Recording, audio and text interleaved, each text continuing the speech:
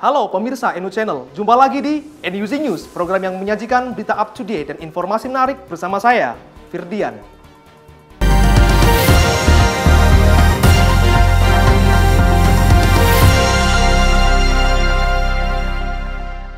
Pemirsa, bom bunuh diri kembali terjadi. Tidak ingin dideradikalisasi sebelumnya, seorang mantan narapidana melakukan aksi bom bunuh diri.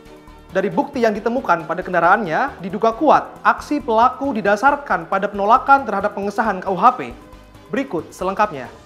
Sebuah ledakan terjadi di Mapolsek Astana Anyar, Bandung, Jawa Barat pada Rabu 7 Desember 2022 pukul 8.20 waktu Indonesia Barat.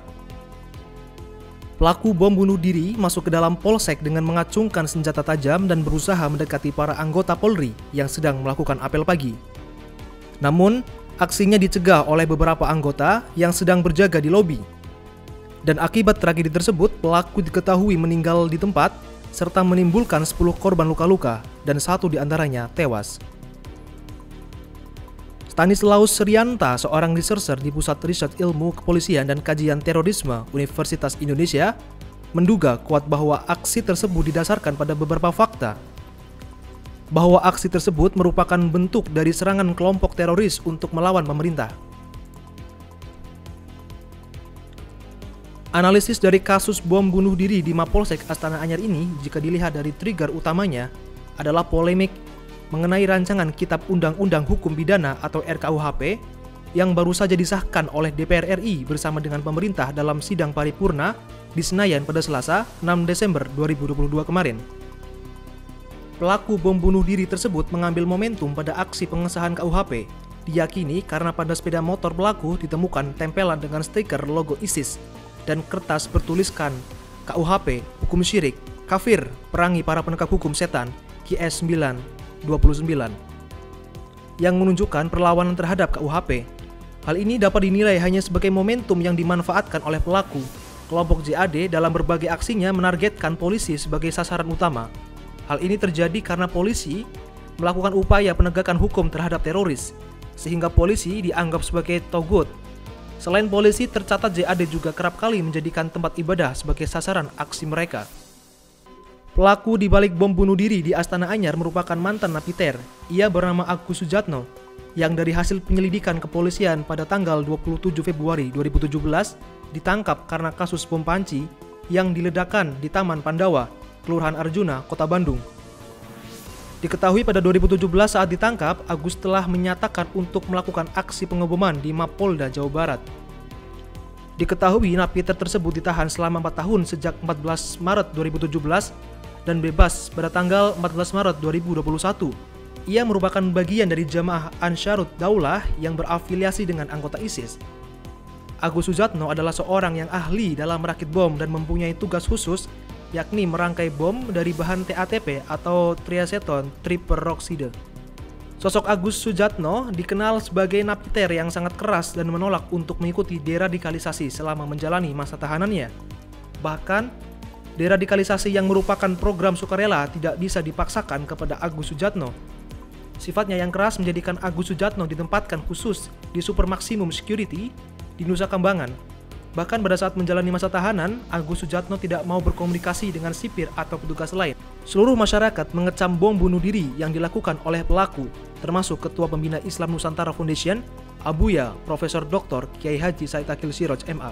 Saya Said Akil Siroj, Ketua Pembina Islam Nusantara Foundation, mengutuk dengan keras, mengecam dengan keras bom bunuh diri yang terjadi di kantor Polsek Astana Anyar, Bandung, yang mengakibatkan 2 korban tewas dan beberapa polisi luka-luka. Ketahuilah bahwa perbuatan ini tidak dibenarkan dalam Islam, tidak dibenarkan dalam Al-Quran.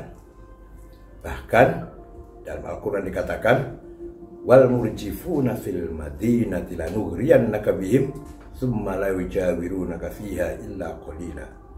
Muhammad, apabila ada orang yang bikin gaduh di kota Madinah, usir Muhammad, jangan biarkan mereka hidup bersama kamu di Madinah.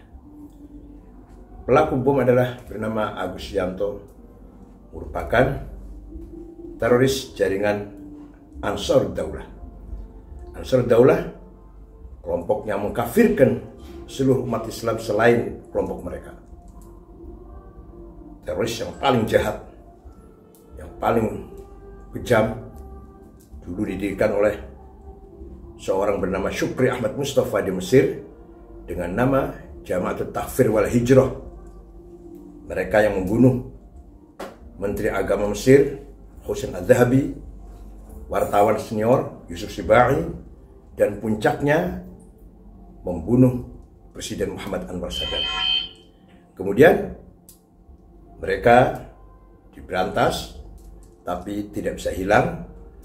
Masih ada beberapa kelompok mereka di Gurun Sinai yang 3 tahun yang lalu ngebom jamaah sholat Jumat di Rafah, Mesir.